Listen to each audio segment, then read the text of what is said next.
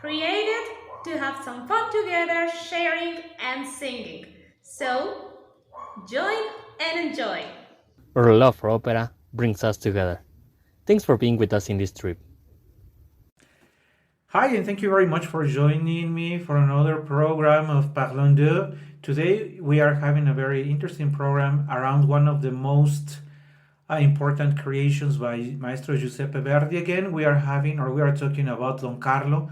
Therefore, today's Nous parlons de, on va parler de Don Carlo. By the way, I would like to take first a second to share with you that Don Carlo, as it is the case with some compositions by several composers, there is more than one version of it. There are versions that differ in the length. There are those that are very long. The more complete ones are very long. And there are other ones with several cuts that seem to be or that are shorter. However, not everybody enjoys, or people who really like the writing of Verdi on this opera do not like the shorter versions because there are many things that are left out the plot and that at some point are important.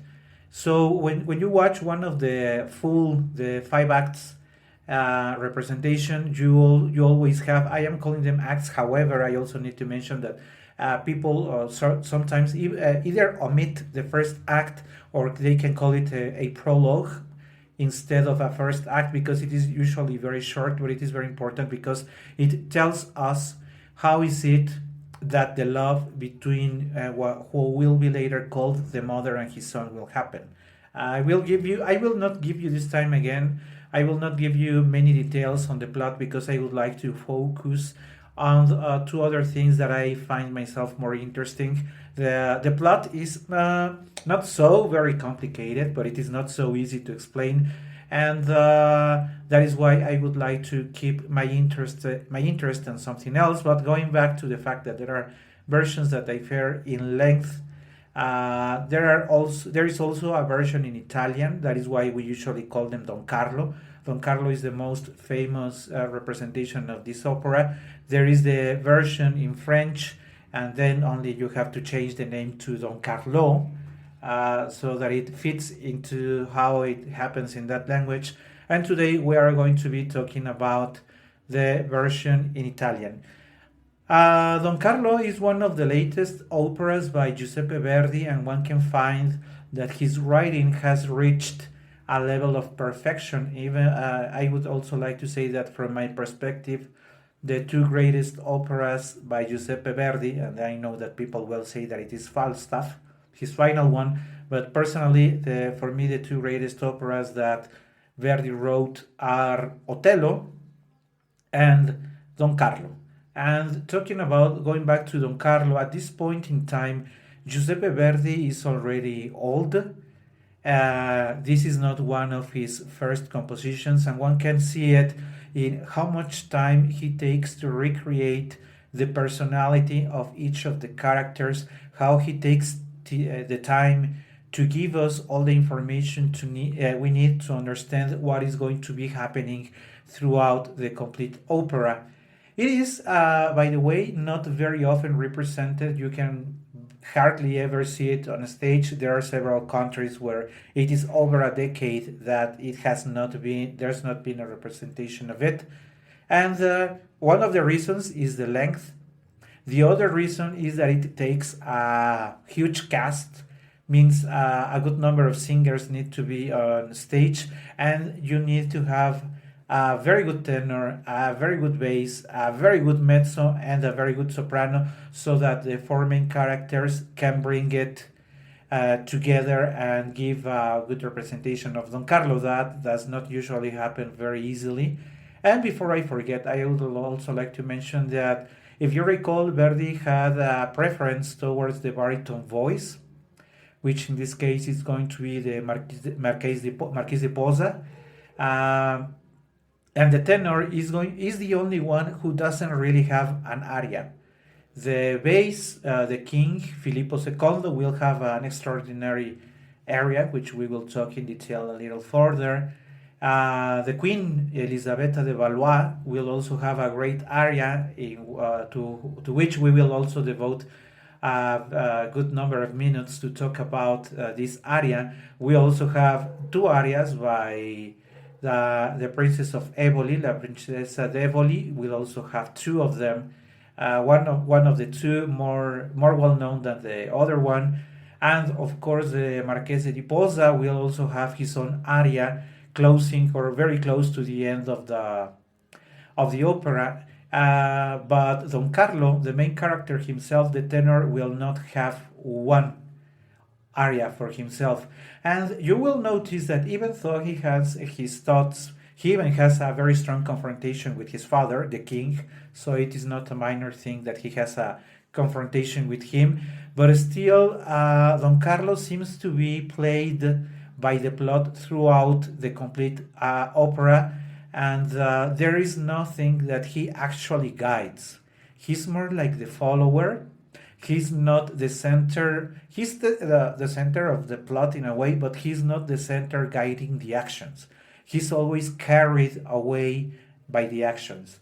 Another very interesting feature in this opera is that there is a very strong relationship between Don Carlo and the Marchese di Posa, the baritone. There are, in fact, a couple of interventions where they have duets, or they are sharing their thoughts and their friendship, and that is the only times that we can see Don Carlo as the center of the singing.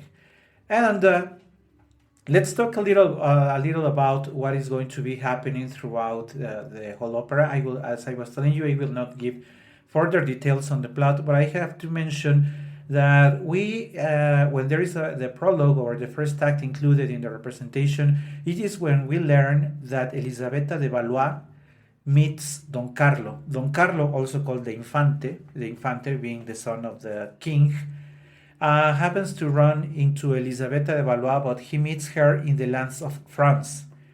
And when they meet, of course, she's not a queen yet. It is Elisabetta de Valois.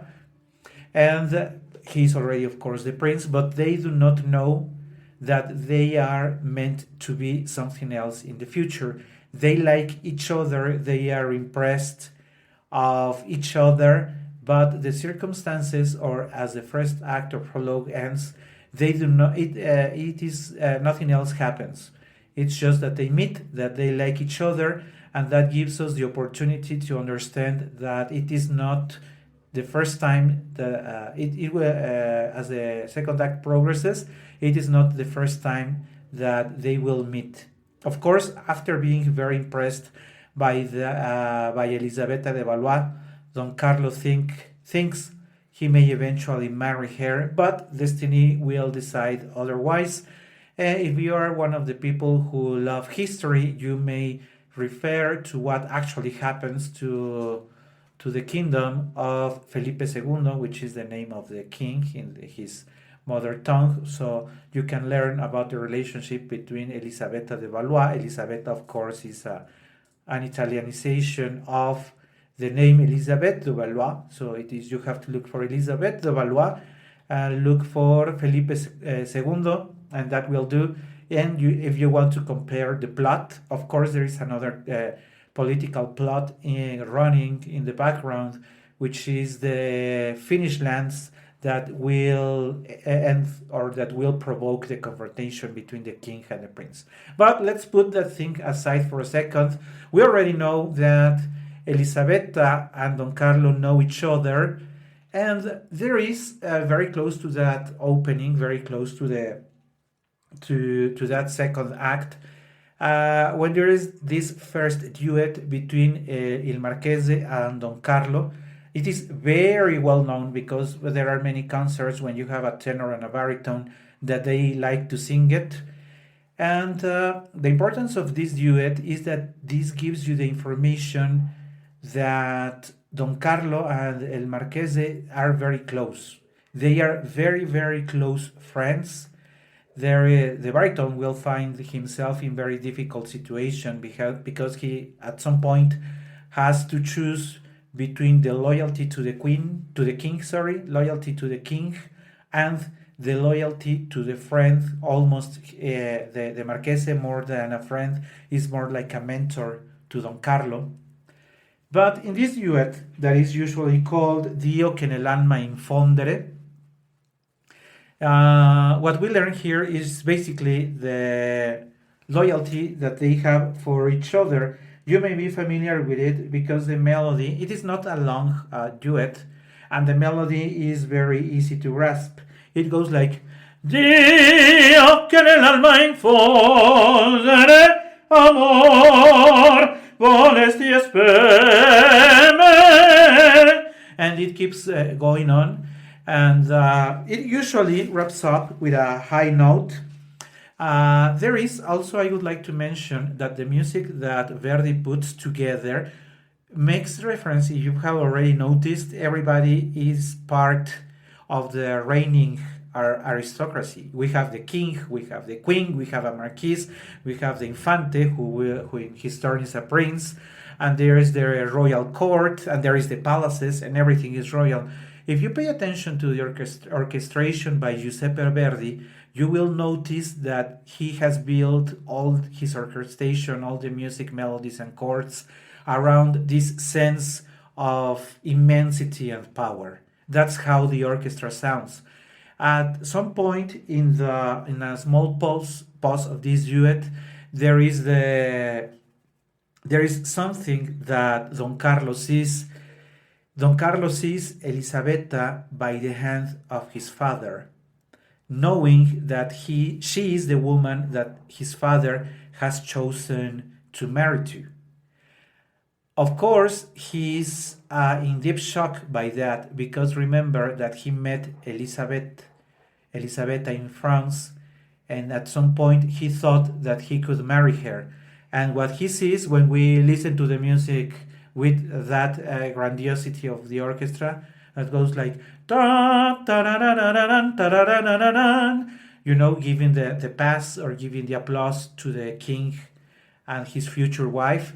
He says, al sol vederla io fremo, which means that he trembles. He's so scared by the vision of his father, a very old man. We will refer to that later. This very old man with whom he barely has a relationship, is now marrying the woman that he wanted for himself. So he sees the king as taking away one of the things that he cared for the most. So it is not going to be, she will not be his wife, but the wife of his father in return to what he expected. Of course, the Marqués de Posa realizes about that moment that Don Carlo, and I was also forgetting that the choir is also supporting that part throughout the duet, because I was telling you that the king is passing by his future wife Elisabetta and this very royal music, and there is also the choir of the frati is told, that sings like Carlo el sommo imperator, and there is these words by Don Carlo who says "E la fe sua." The chord goes on, non è più che morta, and as he goes on, then it is interrupted again by Don Carlo, who insists, io l'ho perduta, io l'ho perduta, io l'ho perduta, el sua la fe, meaning the king or my father made Elisabetta hers himself. Ah, gran Dio, he shouts, ah, gran Dio, oh dear God, e la fe sua e Dio l'ho perduta. In the background, there is still this very royal music, the choir insisting, and then interrupted by the Marchese di Posa. Rodrigo is the name of the Marchese di Posa, who says, Vivrem insiem. Don Carlo replies, Vivrem insiem, emorem insiem, emorem insiem. We will live together and we will die together. Sarà l'estremo anelito, sarà un grido, un grido, un grido, libertà, vivremo insieme, morremo insieme, libertà. I will refer to that, to what that liberty means what the conflict for the Finnish lands means in this context of the opera. But it is now time to move after that duet for the first part by La Princesa de Eboli, the Princess of Eboli, who happens to be part of a triangle of love because the Princess of Eboli was in love for Don Carlo. So when she learns, because she will learn eventually, and that's where the tragedy will happen, because she wanted to marry Don Carlo, and later when she finds out it's not going to work, then things will not be nice for anyone else. Okay, so it is very interesting that the two arias by the mezzo-soprano, by the Princess of Eboli, are very differently written. I was telling you that Verdi takes its time to build the complete atmosphere, to describe each of the characters. And as we are in this scene, we see all the women, they are called the damas de compañía, those women who used to be the companions of the women of power, who are there because they will be, or they are taking care of the queen, Elisabetta de Valois, who is now the queen. And there is this very lovely arietta that is called Nel Jardín del Velo Saracino Stello. And people recall it because it has a very sticky melody. Let me tell you a little about how the melody goes. It is the words are not very important because she actually sings it. I mean, Eboli sings it because the ladies ask her to sing. They are having a good time. It is afternoon. They are in the gardens of the castle of the king, so everything seems to be nice, and they just wanted to have fun, and that's why the Princess of Eboli accepts to sing this song. It is the name, as I was telling you, is Nel Jardín del Velo Saracino Stello, but it is also called La Canzone del Velo because it is referred more to La Canción del Velo in Spanish, more than the complete name that is usually given based on the words she sings. And it is also written in Allegro Brillante, so it is very interesting to see how Eboli is enjoying herself, and the melody goes like Nel giardin del velo saracino stellò all'olezzo al rezzo degli allora i fior una vela almea tutta chiosa in ver contemplar parea una stella in ciel moja mentre moro al giardin se'n va dice a lei t'adoro gentil beltà vieni se ti invita per regnare il re la regina in vita non è più da me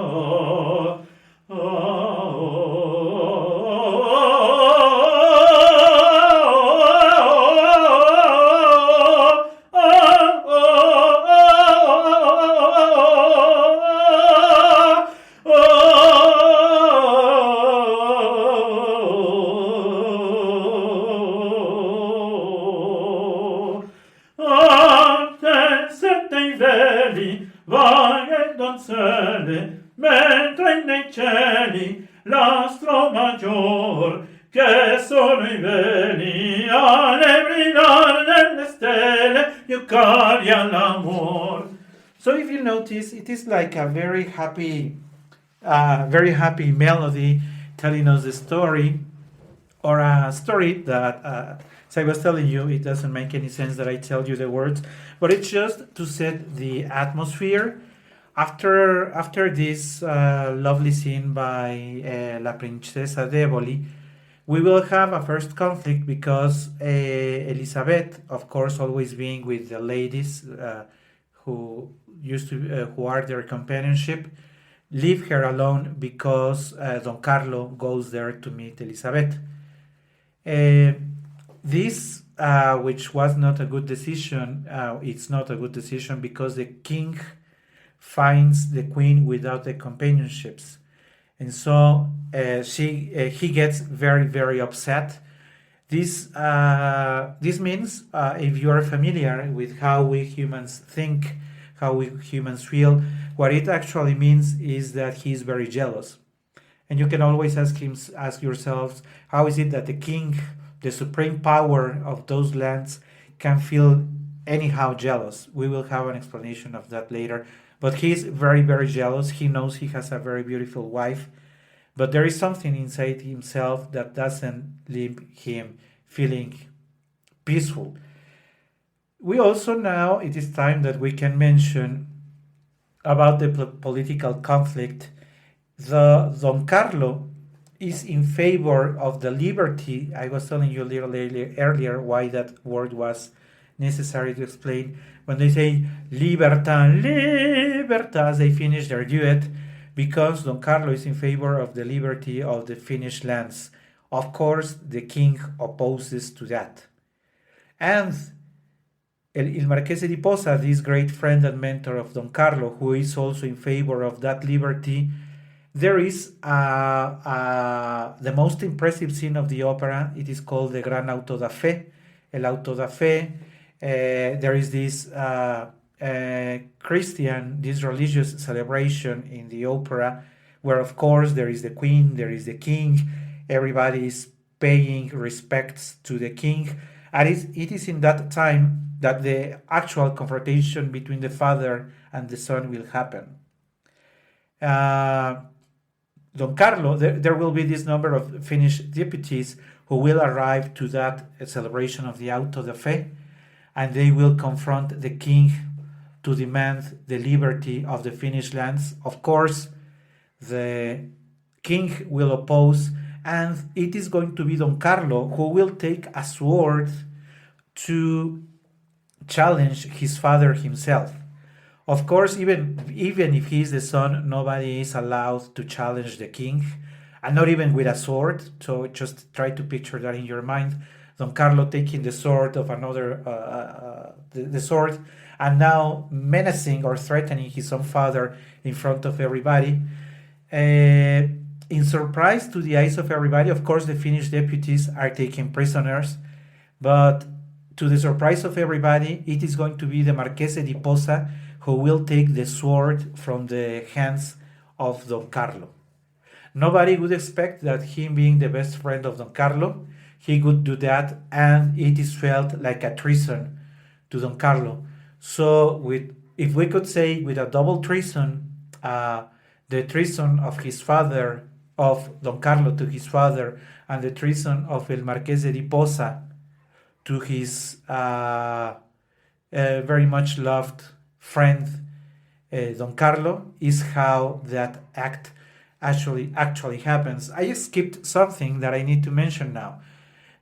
There is also the fury, there is the rage of La Princesa de Eboli when she learns that Don Carlo is in fact in love for the queen, not only because she is jealous, but also because nobody is allowed to be in love with the queen. So this double hate of Eboli, seeing her queen treasoned and understanding that Don Carlo is in love for another woman, is what makes Eboli fall into such rage that she threatens El Marchese and Don Carlo that they will pay for that. We will see that, in fact, yes, they are going to pay for that. But so far, it is also necessary to understand that Eboli knows about the treason. Eboli knows about the love of Don Carlo for Elisabetta de Valois. And El Marchese di Posa thinks that the best thing to do is to kill Eboli so that she doesn't make any more harm. Unfortunately, unfortunately to them, they do not kill Eboli, and that's why things are going to happen, or are going to go, or that is where the tragedy is about to start. But before we fall into one of the main scenes, before we get there, I need to explain something else, and that is very important from my perspective. I was telling you that Verdi took his time to build the personality, the environment, to build everything about each of the characters. Now I also need to mention that this composition by Maestro Verdi is so close to perfect that from my perspective, this has two of the most beautiful arias that she ever wrote. One of them is the aria for Filippo II, for Felipe II, which we will detail in a couple of minutes. And the second one we'll tell you later. But I wanted to mention that from my perspective, these are two of the most beautiful compositions he ever wrote. Not only because of the words, not only because of the music, not only because of all of that, but because this time Verdi, now being very mature himself, already old, he tells us, he shares with us how he understands humans' motivations and feelings. In the aria by Filippo II, he pictures not only a king, he is telling us about the feelings of a human who understands that he's old. Filippo knows, that's what I was telling you earlier. Filippo knows he's old.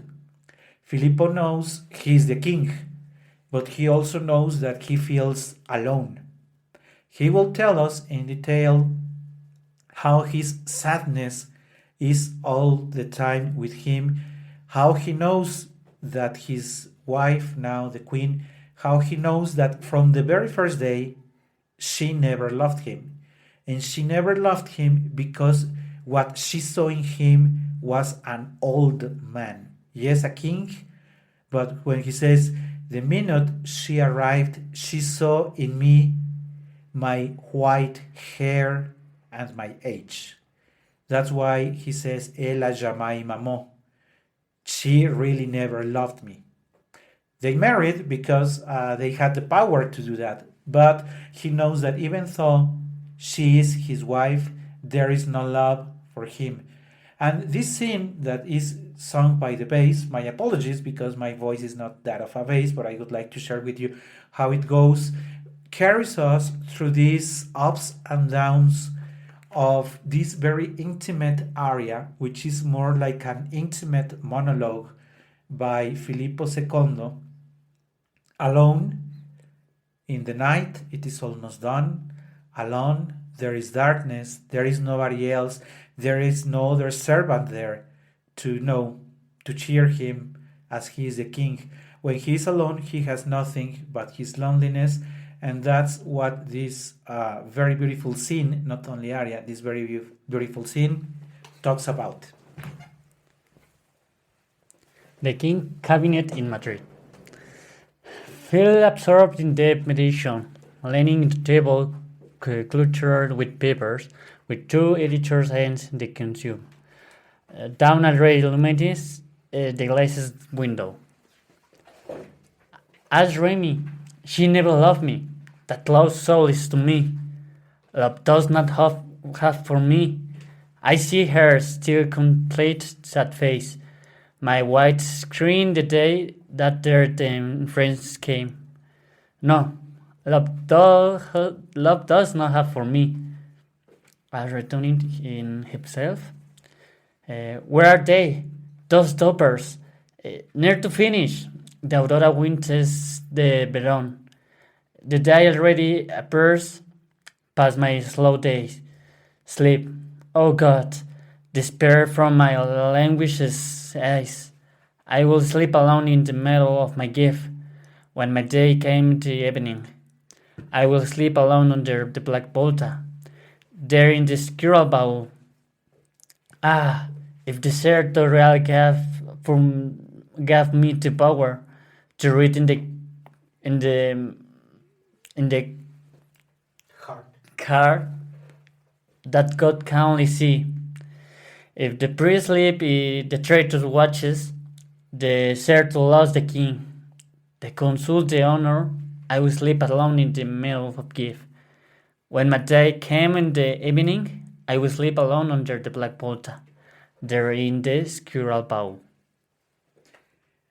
And you know, if you're familiar with this scene, that there is a very sad music in the background running like Ta-da, ta, ta, ta-da, ta, ta, ta-da-da-da-da-da-da-da, ta-da.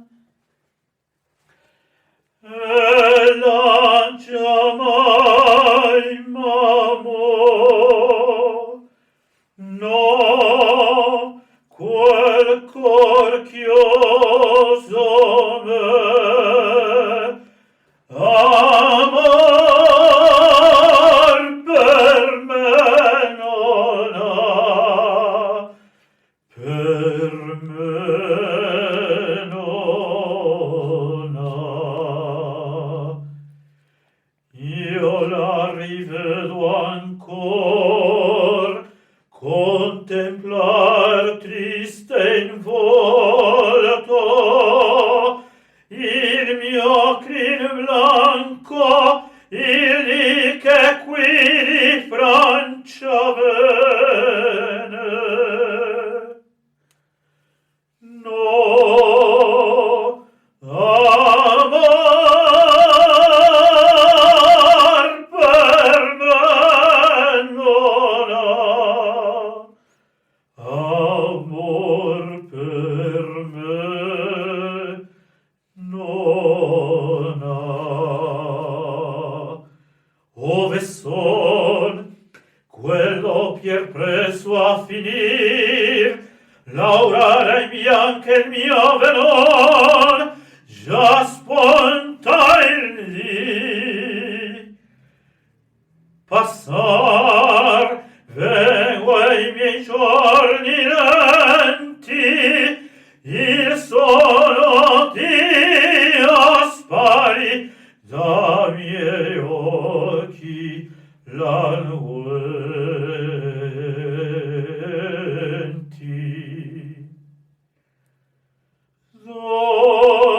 Dormirò sol nel manto mio regal, quando la mia giornata è giunta sera. Dormirò sol sotto la volta nera, dormirò sotto la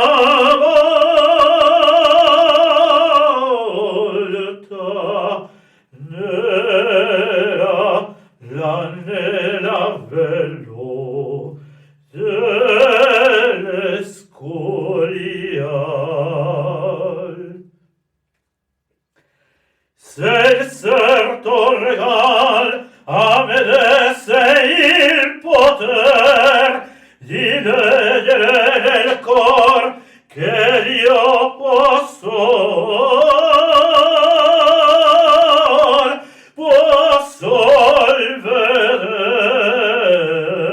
veder. Ah, se il certo regal a me desse il poter di leggere nel cor che Dio sol può veder. Se dormi il prince, veglia il traditore, il serto perde il re, il consorte e l'onore. Dormirò sol nel manto mio regal, quando la mia giornata è giunta sera. Dormirò sol sotto la volta nera, dormirò sotto la volta nera, la nella velo dell'escorial. Bello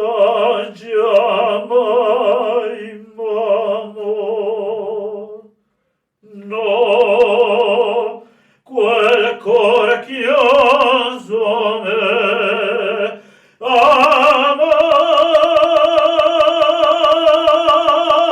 per me non ha,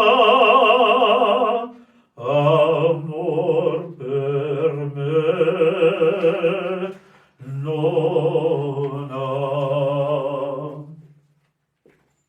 And so, in this scene, Verdi has shown us the fragility of the king, facing the fact he's not loved by Elisabetta, and also facing the fact that the moment he takes his guard, he can be treasoned by anyone and taking away the crown from him. So this man is confronted between his age, the lack of love, and the suspicion that every time he can have a treason can happen to him. But there is, right after that moment, there is a very interesting scene because Verdi, great, as I was telling you, who really understand how we humans think, builds a confrontation between the Il Grande Inquisitor. If you're familiar with the history of the Catholic religion, you already know that there was this horrible thing, the Inquisition, that was supposed to be built to bring people to the path of God, when in fact it had a political purpose of, if somebody was uncomfortable for a man of power, all they had to do was to denounce them, and the Inquisition would go and get all their lands, their houses, everything, could take everything away from them in the name of God. And there is history that there were some executions by the Inquisition. Of course, they have been denied by some historians also, but what it is known for a fact is that the Inquisition played a greater role in all the lands under the sovereignty of the Kingdom of Spain, and this is the case. And it is very important because the Inquisitore, El Grande Inquisitore, will face the king to remind him that the true power is not the power of the king, but the power of the church. Then it is I who will speak to you, sir. Never in the unhealthy world did there's heresy dominate, but there are those who want to mind to be divine mention. The friend he is of the king. Faithful is his compassion. The demon tainter that drives him to ruin. The Carlo to the Patra that came to irritate to you. In the comparison with his full flight game appear, and me, the Inquisitor, I who often raced. Above all, I hold my might hand because down here, forgetting my baby, I live quite a great trouble and the king. And what the Inquisitor is telling him, remember that we said that Il Marchese di Posa was in fact also in favor of the liberty of the Finnish lands, but that he had taken the sword from Don Carlo. So now El Marchese di Posa is closer to the king, and this is in fact what the Inquisitor is telling him. You put aside your son, but you are leaving someone closer to you, and it is the Marchese di Posa. And I know he, Il Marchese, is also a great friend of yours. But the Inquisitor says, I do not care. He menaces the king to take into control or take charge of Il Marchese di Posa, even if that means killing him, because the king does not obey to himself. I mean, the king is not the great, or really the true power. The great power, or the true great power, is that of the Inquisitor. So, the Inquisitor is telling him, Do you want to be confronted to the church? Do you really want me to take away your kingdom because you want to face the Inquisition? The king, being menaced and humiliated, says, "No, Father, that's why the peace must remain between you and me." Now the king, having been humiliated by the inquisitor, is forced now to take charge and have Il Marchese di Posa being killed. But because that before that happens, Elizabeth or Elisabetta enters the scene yelling because she says that somebody took a dear object from her. Of course, that is a very severe violation because she's still the queen. And so, at this moment, we understand that Filippo has learned about the treason. Now Filippo knows that that Elisabetta is in love with his own son. Of course, he's very upset for that, and he calls her for the adulterous behavior, and throws or takes the queen and throws her to the floor, which of course again is a very important humiliation to the queen, and he does not help her to stand up, so he cries or he yells for somebody to help the queen. Rodrigo enters the scene, as well as La Princesa de Eboli, as well as Eboli, and the king is reprimanded by El Marchese di Posa, who says, "Are you the only man you cannot control in your own land?" The king leaves, El Marchese di Posa leaves, and it is left Elizabeth and Eboli together. And Eboli, after seeing how the queen has been mistreated, she confesses that Eboli herself is the one who revealed the secret to the king. Now meaning that Eboli betrayed the queen. Of course, the queen is very upset for that, but behaves with, like a true sovereign, like a true queen, and says, rendetemi la croce. There is this cross that though the men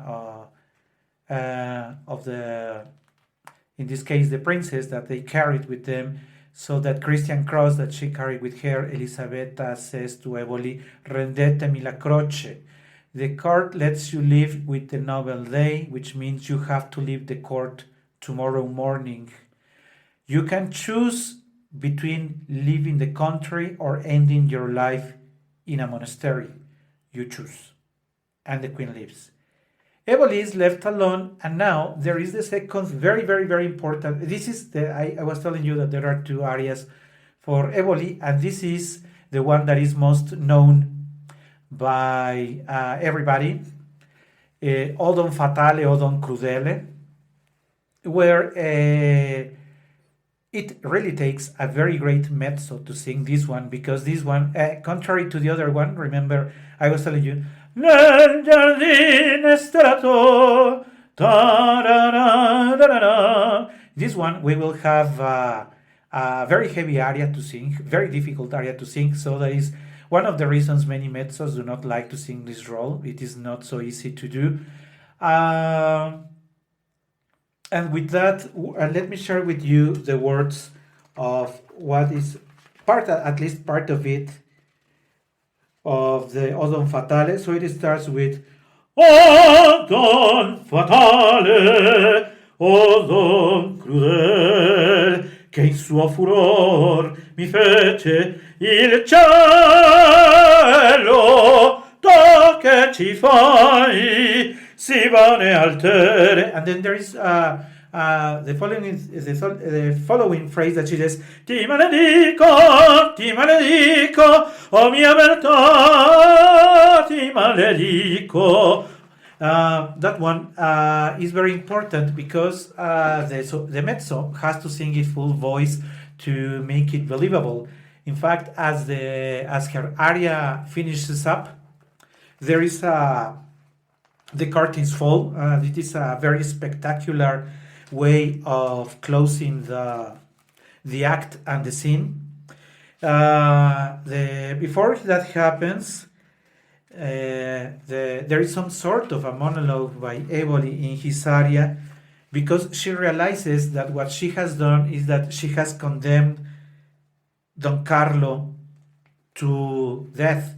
Not only he had confronted his father for the lands, for the Finnish lands, but now he is confronted to the father, because now the king knows that the traitor is Don Carlo himself. So that's why Eboli says, "O ciel e Carlo, a morte, domani, gran Dio, a morte andar vedrò." And she says, "Ah, ondi mi resta la speme maride." Then that's where the mezzo has to show that she has a great power, because she has "Sia benedetto il ciel, lo salverò, undi mi resta, ah sia benedetto il ciel." And then the mezzo can choose on how to sustain the high note. Many mezzos go like "lo salverò," and then leave less time for vero. But some others go differently and take the higher note a little lower, and the one that wraps up her intervention is kept for much longer. So it is pretty much on what the abilities of the mezzo are, but it is usually very, very, very impressive. With that being said, what happens next is going to be the death of Il Marchese de Posa, who went to prison to help Don Carlo escape from jail, but he doesn't know that now that the king is aware, or well, is not aware, has been instructed by the inquisitor to kill him. The king sent a shooter, a man who will shoot at Il Marchese di Posa right after he liberates or gives the freedom to Don Carlo.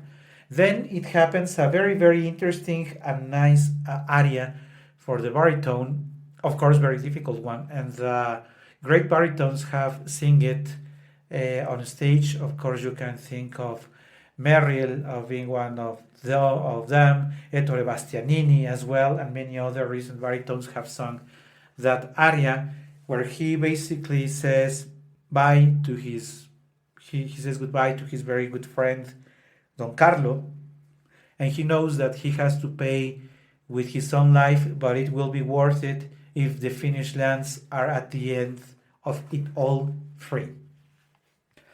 And now we are in the final act. As the final act opens, we have, I was telling you earlier that Verdi composed two of his most beautiful melodies, arias. One, the one we shared for Filippo, and the other one is the aria for Elisabeth de Valois.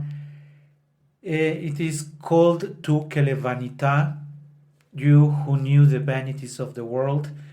And I was also telling you earlier when we described Filippo's aria that Verdi at this point in his life really understood a lot of how we humans and our emotions are.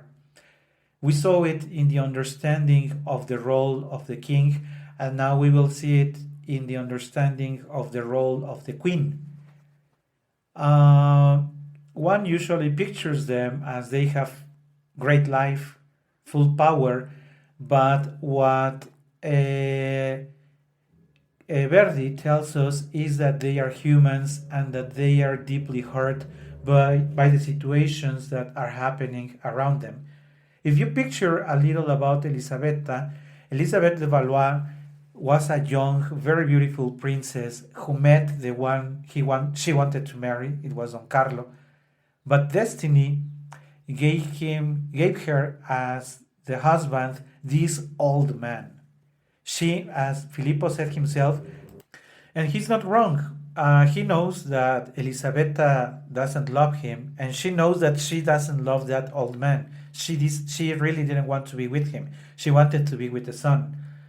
So just picture a woman who is happy in her lands in France, now taken to Spain, and after being taken to Spain, married to an old man and seeing the man you wanted to marry and now understanding that he is now in prison. Horrible life, of course, to the eyes of Elizabeth de Valois, and she shared us her thoughts and feelings.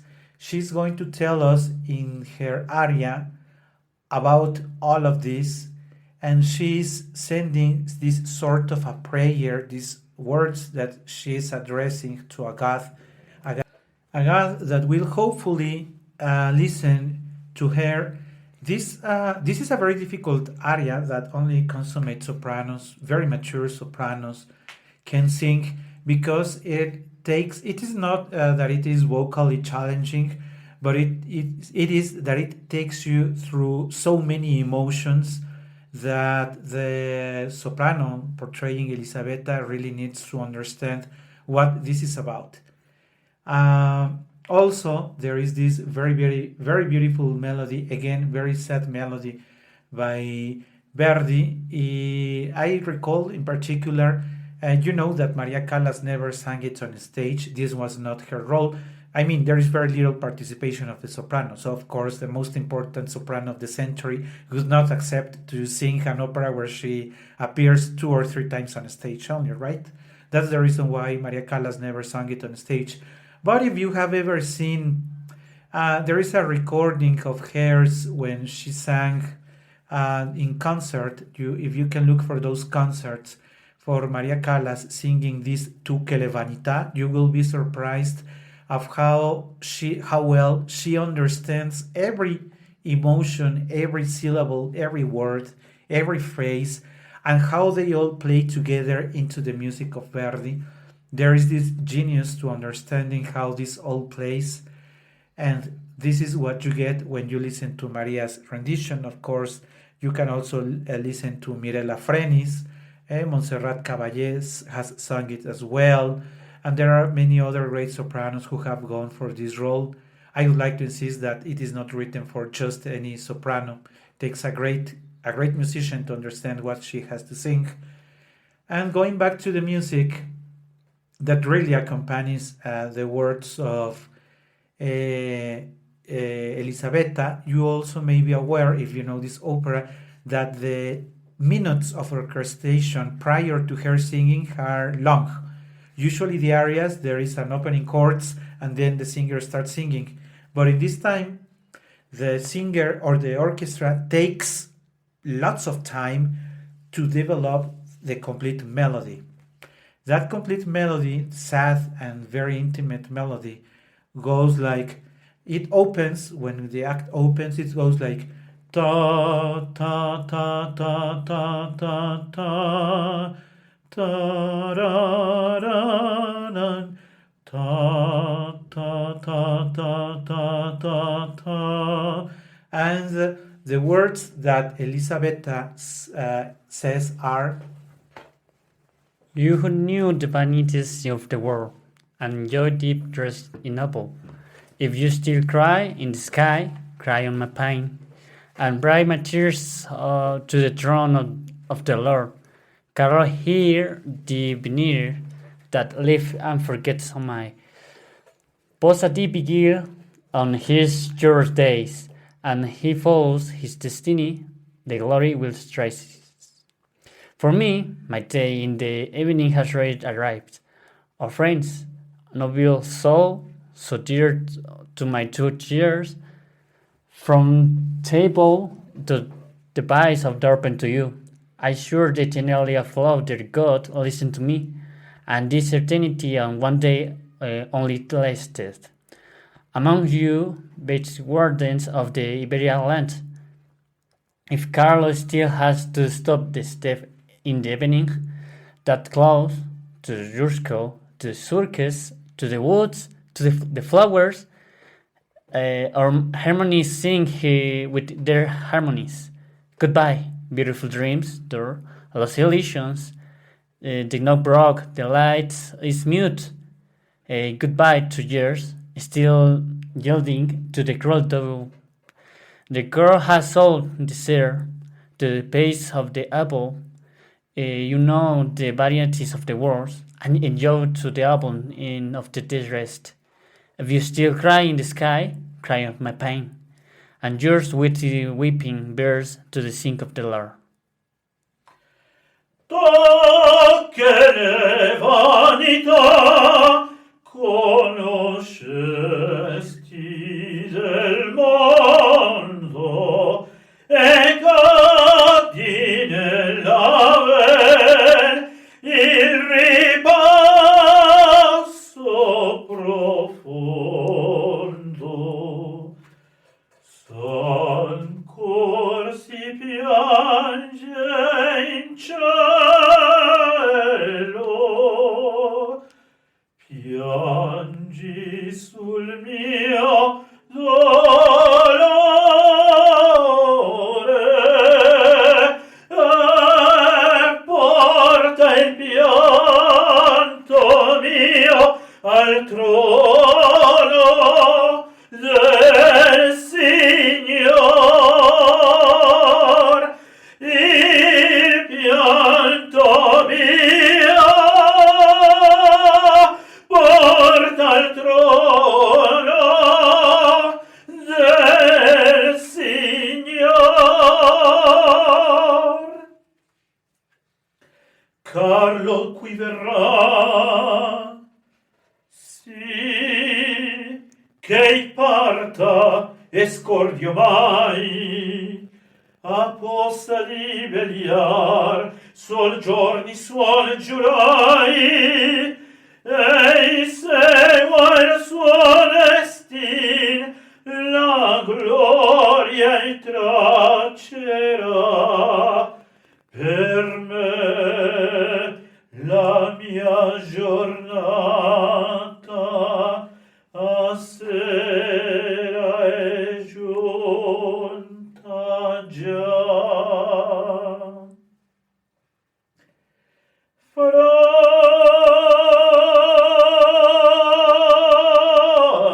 Francia, nobile suol, si caro a miei vernani, fontane blu per voi schiore i pensier vani, eterno giuro d'amor, la diosa mi ascoltò, e questa eternità un giorno sol durò.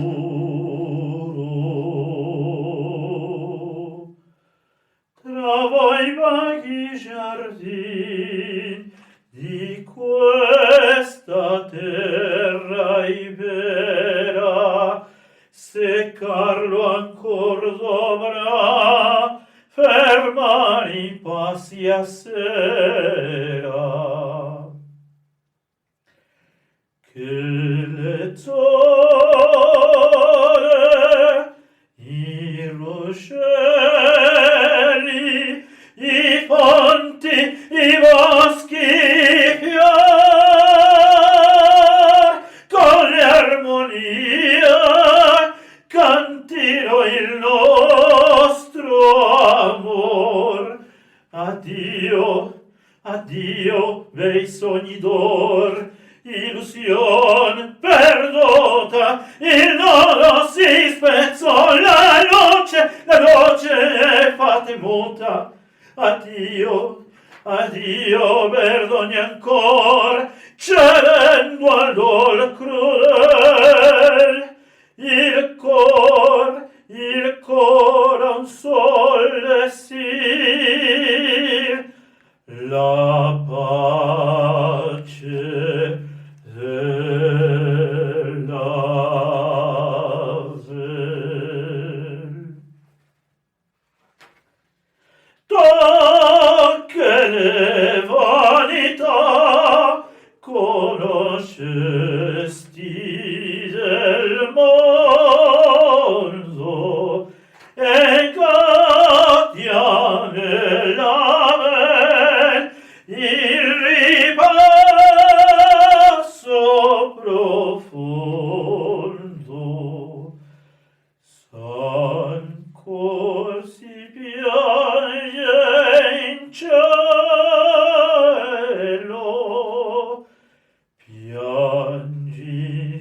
sul mio dolore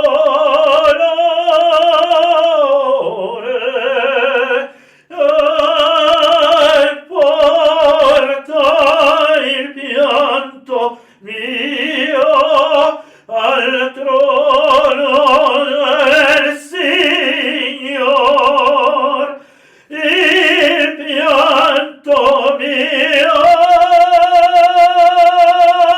porta al trono del Signor, il pianto mio porta al trono del Signor. S'ancor si piange, si piange in cielo,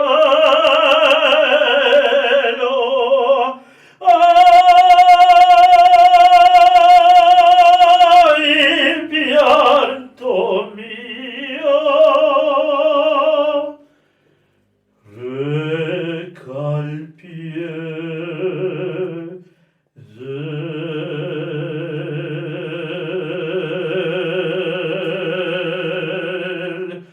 Signor.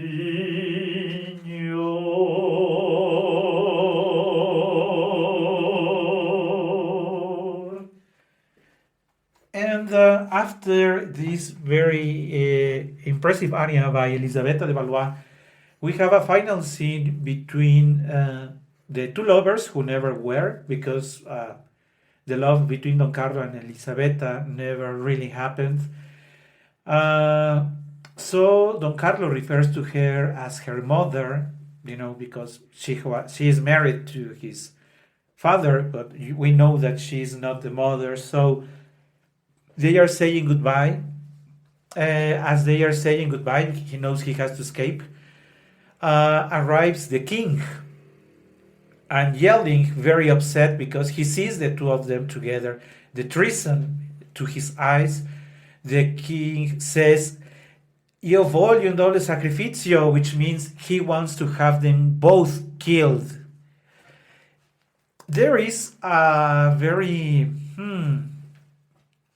if I'm not sure if I have to say weird, strange, or bizarre ending of the opera, because I never mentioned at the beginning that it is a voice by a bass voice that goes nel dolore della terra, which the guards of the king say Carlo Quinto, which means Carlos Quinto, the father of Filippo, who appears on scene. I was telling you, it is somehow a weird way of ending the opera, and rescues Don Carlo so that he is not killed by his father. It ends with that saving by Carlos Quinto of Don Carlo, the Filippo II, respecting the authority of his father, does not move and does not challenge that saving of Don Carlo. And Elizabeth falls on stage singing a very long A, a note, while the orchestra goes in full volume, telling us that this is how the story of Don Carlo ends up. Thank you very much for your attention, and hope to see you in another program of Parlons. Bye bye.